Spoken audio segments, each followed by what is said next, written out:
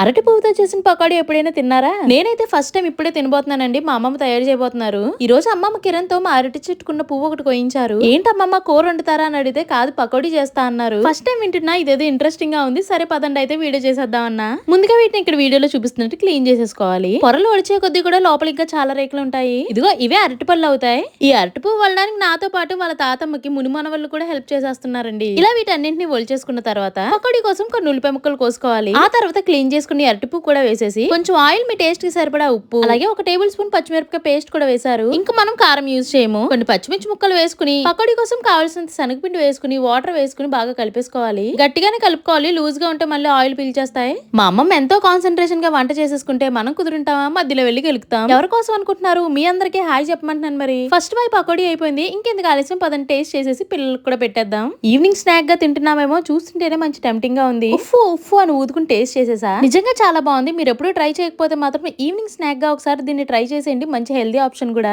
నాకే కాదు, ఈ బుడ్డోళ్ళకి కూడా వాళ్ళ తాతం చేసిన పకోడీ బాగా నచ్చేసింది. ఇంతకీ మా అమ్మమ్మ హాయ్ చెప్పారు కదా, మీరు కూడా కమెంట్ సెక్షన్ లో హాయ్ చెప్పండి. అలాగే వీడియో నచ్చితే లైక్ చేసి షేర్ చేసి సబ్స్క్రైబ్ చేసేయండి.